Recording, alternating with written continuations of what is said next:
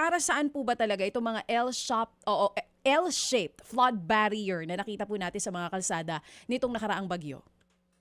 Opo, ito pong L-shaped barrier po na ito ay Japanese technology po kung saan hinaharang niya po yung tubig baha. Dalawa po ang purpose niyan. One, para kulungin yung tubig. Ang pangalawa, yung para i-divert yung tubig papunta sa isang specific na lugar na gusto niyong pagpadaluyan ng tubig. Tulad po noon sa Camp Aguinaldo, ang tubig po kasi na napupunta din sa may EDSA White Plains ay nanggagaling po sa loob ng Camp Aguinaldo. Daan-daang ektarya po yan ng tubig na ang nilalabasan po niyan ay iisa sa papuntang Makiling Creek. So, pag nag-overflow po yung tubig, lalong-lalo na yung galing sa golf course po, dito po yan sa EDSA napupunta.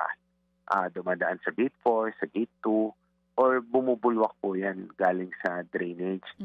So para po wag mapunta sa EDSA, inarangan po natin yung Gate 4 para temporarily ma-store muna yung tubig para po wag ma-overwhelm yung pong drainage na papunta po sa Makiling Creek. Yun po ang purpose niyan. Yung sa A. Santos naman po, may mababa kasi pong portion dyan na aside doon sa nanggagaling sa karsada, bumubulwak din po ang tubig doon po sa may drain. Doon po sa may...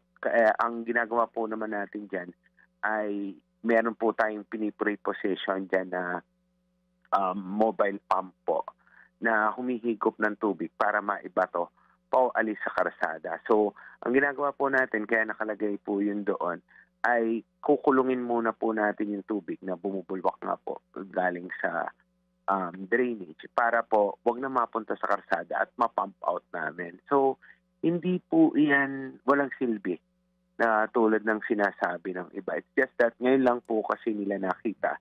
And admittedly, hindi pa po namin perfected yung paggamit po niyan. Kaya po, continuously nagko-consult po kami sa Japanese expert po kung paano magagamit fully and efficiently yung mga L-shaped flood barriers po na yun. So, ang simpleng paliwanag ni Chairman dito, diversion siya. No? Dinadivert mo yung agos ng tubig doon sa dapat niyang puntahan, kagaya nga po ng mga nakaabang din na mga malalaking drainage para saluhin po yung volume of water. Ganun po yun, ano, Chairman? Apo, kasama po yan, Katet. Yung particularly sa Aguinaldo, kailangan po kasi alsin namin sa EDSA at mapadala po namin papuntang Makiling Creek yung tubig po para hindi po tumaas yung tubig. Okay. Yes, sa EDSA White Plains po. Ang tanong lang dito po, kakayanin ba nung mga barrier na ito yung pressure and volume of water, alam niyo yun, yung lakas ng agos na hindi siya maaano rin. Paano niyo siya maikakabit sa kalsada?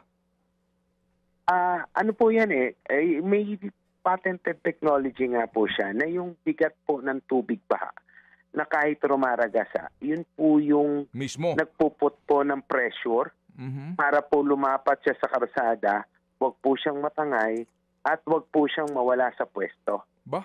Marami pong videos niyan, Kated, sa YouTube na makikita niyo yung efficiency niyan kahit na po malakas yung agos po ng tubig baha.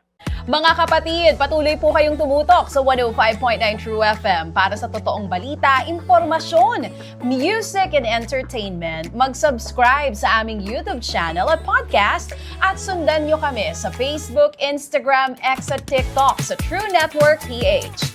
Bisitahin din po ang aming official website, truefm.ph. At panoorin din kami sa True TV Signal, Channel 19. Kami po ang 105.9 True FM. Laging true sa'yo, kapatid.